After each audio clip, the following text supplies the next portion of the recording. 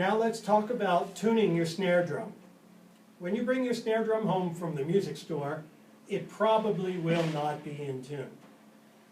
The snare drum should sound tight and crisp. Let's check this out.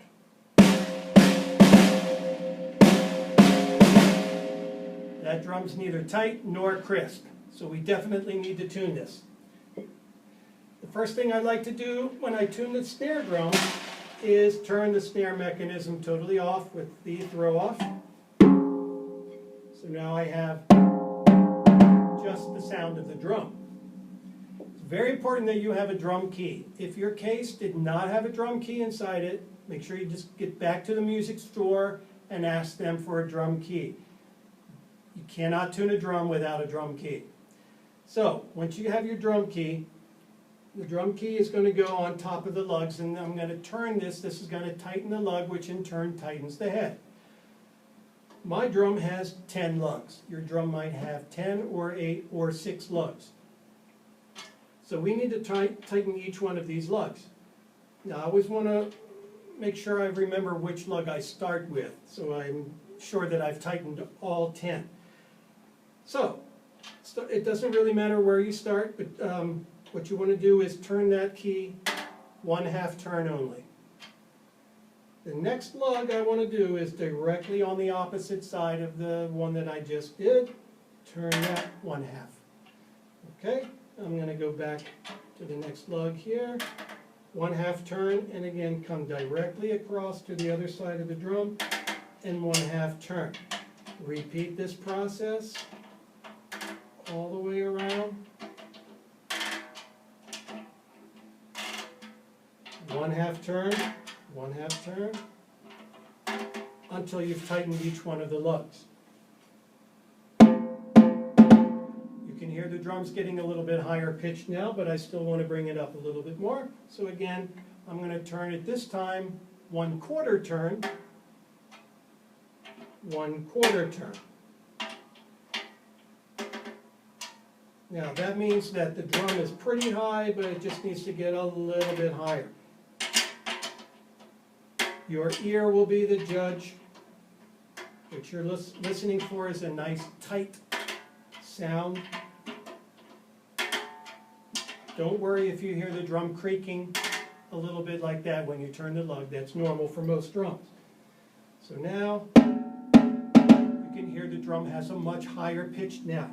It's very important, once you've done the top head, turn your drum upside down and repeat the process on the bottom head. This gets neglected. 1/2 turn, remember where you started, go directly across, 1/2 turn.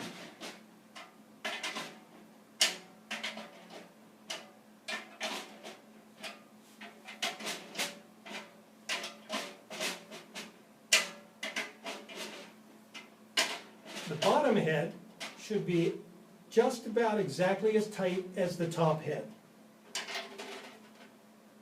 Don't forget that bottom head.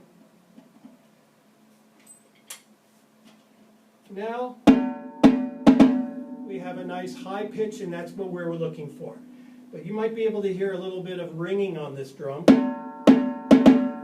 and I want to try to eliminate that ringing. There are a couple of ways I can do that. One way is with good old duct tape. And I can take some strips of duct tape and place those perpendicular to my playing area. So I'm playing at about, say where 12 o'clock would be on the drum. So I'm going to put that tape at 9 o'clock and at 3 o'clock, and that helps eliminate a lot of that excess ring. If you want, you can also use these moon gels, they're called, and I can do the same with that. I can put a moon gel on the side. That helps eliminate a lot of the ring also.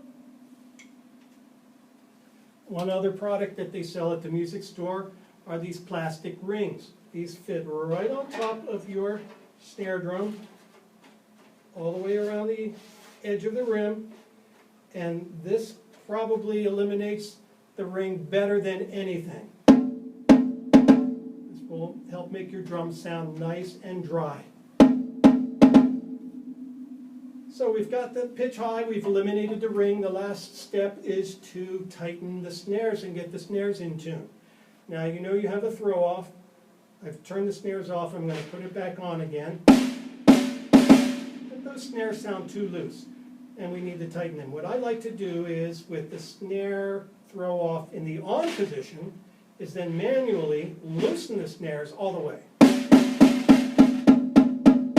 So I don't hear any snare at all. Now very gradually, again with the snare throw off in the on position, start gradually turning that manually.